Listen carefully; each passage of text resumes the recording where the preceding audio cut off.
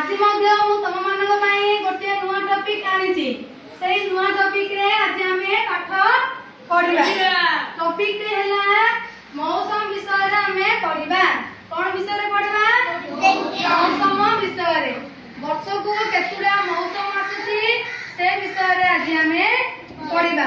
मौसम माने कोन? ऋतु। ऋतु केतोडी ऋतु आसुची कहला? वर्ष को केतोडी ऋतु?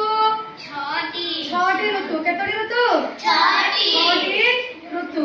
अच्छा वर्ष को केते दिन के जानछ कहला? जानछ केते दिन? 365 दिन। केते दिन? वर्ष को 365 दिन।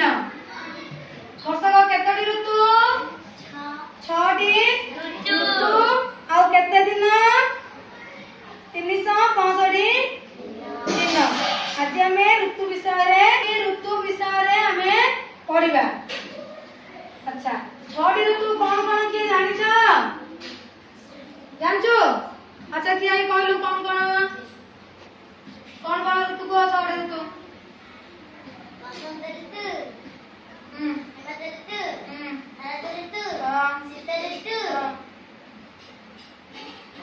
ग्रीष्म ऋतु, वर्षा ऋतु। वर्षा मु कहूँ समस्ते शुण तापर मु पचारे मत समस्ते कहब। बुझिला?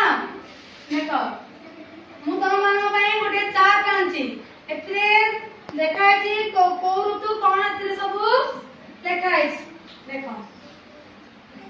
एला केउ ऋतु? देख ग्रीष्म ऋतु। की ऋतु एटा? ग्रीष्म ऋतु। ग्रीष्म ऋतु रे कौन हुए जानिछ? ग्रीष्म ऋतु रे प्रचंड खरा हुए। कौन हुए? गरम भी लगे नहीं कि नदी नाला पोखरी सब जगह पानी कौन हुए? सुखी जाए।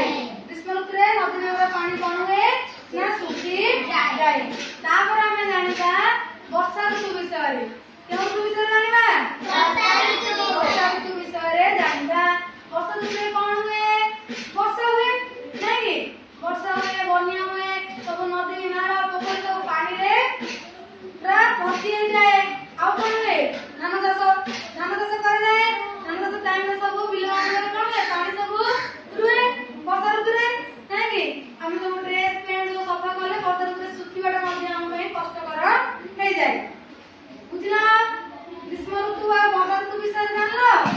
तापर हम एबे जानिबा शरद ऋतु विषय रे। को ऋतु विषय जानबा? शरद ऋतु विषय रे। शरद ऋतु मध्ये कौन हुए?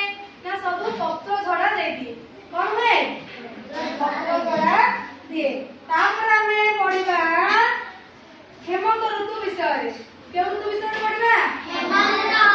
हेमंत ऋतु विषय रे पढ़िबा। हेमंत ऋतु रे कौन हुए? ना सब गछ फूल गछ माने आनंदरे सब फूल माने तो सुंदर सुंदर हेगी फुटिबा को आरंभ करे। तापर हमें पढ़िबा शीत ऋतु विषय रे। केउ ऋतु विषय पढ़िबा? शीत ऋतु विषय रे। शीत ऋतु रे कौन हुए? ना हमन को बहुत ठंडा लागे। शीत ऋतु रे कौन हुए? बहुत ठंडा लागे।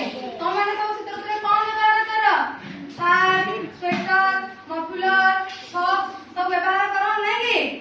एबे कौन ऋतु चलछि? शीत ऋतु चलछि। केउ ऋतु चलछि? शीत होछि नहीं कि? तापर हमें पढ़िबा बसंत ऋतु विषय रे। केउ ऋतु विषय पढ़िबा? बसंत ऋतु विषय रे पढ़िबा। बसंत ऋतु मध्ये कौन हुए? फूल माने सब सुंदर सुंदर हेगिरी फुटी उठंदी।